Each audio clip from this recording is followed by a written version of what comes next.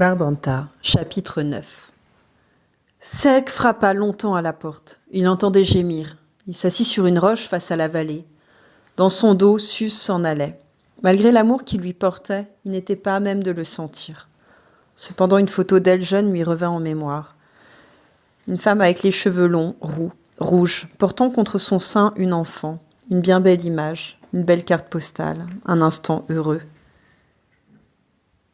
Mi-vérité, mi-mensonge, Sus s'était amouraché de l'homme en sueur qui ne rêvait que d'une chose. Aller au-delà, parce qu'il ne croyait pas en rien. Il n'avait qu'une foi, ne pas croire ce qu'on lui racontait, la foi d'être certain qu'on lui mentait, que tout était faux. Ça avait commencé avec l'hypocondrie de son propre père, le grand-père d'Ampel. Le vieux avait toujours peur qu'on l'empoisonne. Il pouvait avoir tous les symptômes d'une intoxication. Il critiquait ceux qui l'entouraient. Il n'était jamais satisfait, de rien.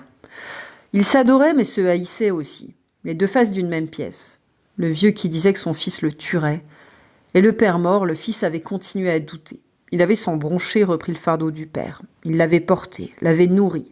Marié, le doute subsistait. L'enfant était-il de lui? Si oui, pourquoi alors? Pourquoi le garçon ressemblait-il à Serge? Et Sus riait. Alors pourquoi Nadjo ne ressemblait-il pas le moins du monde à Serge? Le père frémissait. Encore les enfants du compost, il le savait et ne pouvait l'accepter. Mes enfants sont moi-même, disait-il, et il avait compris un peu tard le rôle du tabac et de l'alimentation d'en bas. Si bien que son fils ne lui ressemblait guère. Suze avait trop fumé lorsqu'elle était grosse.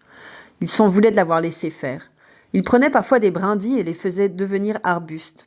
Il prenait des glands, les faisait devenir chênes.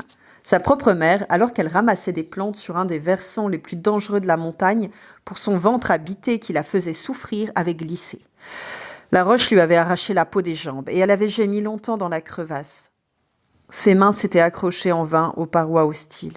Elle avait tenté de remonter, mais à chaque secousse de l'enfant dans ses entrailles, il lui semblait qu'elle retombait toujours plus bas, plus profond. Puis entendant un liquide couler, elle n'avait pu douter un instant que ce ne soit une eau salvatrice. Effectivement, après avoir absorbé un peu de liquide qui tombait de la roche, elle fut ragaillardie. Mais ce n'était pas de l'eau. L'amertume du jus le prouvait. Le ventre s'était agité de plus belle. Elle était restée à boire le liquide durant 3 jours et 2 nuits. Au soir du 3e jour, elle mit bas, après avoir de nouveau absorbé le liquide. L'enfant hurlait, tant et si bien que le vieux père, cherchant sa femme, retrouva le nourrisson, couché sur le sein de sa mère morte. En transportant le corps de sa femme, le vieil homme remarqua que du liquide s'écoulait des orifices de sa défunte épouse. Ce liquide était de la sève et de la mousse avait recouvert les lèvres. Puis tout s'était enchaîné. La folie paranoïaque du vieil homme et les pouvoirs du dernier-né, l'enfant nourri au pur d'Unger Oneros. Il n'y avait plus rien à faire, seulement garder le secret, pour qu'en bas il ne vienne pas chercher son garçon. Plus tard, l'enfant devenu grand se sentait élu de la Gebirge et voulait dénoncer, sans cesse dénoncer.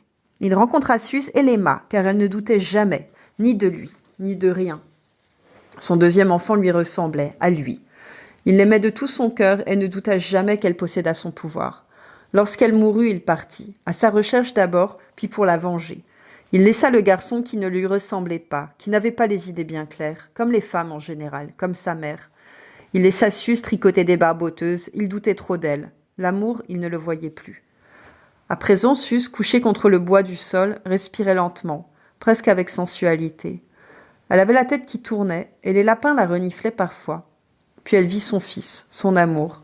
Elle resta à l'observer, lui, au collège de Barbanta. Et elle fut heureuse de voir qu'il lui écrivait. Elle fut heureuse d'avoir aimé un être comme Ampel, heureuse de ne pas, pour une fois, avoir aimé en vain.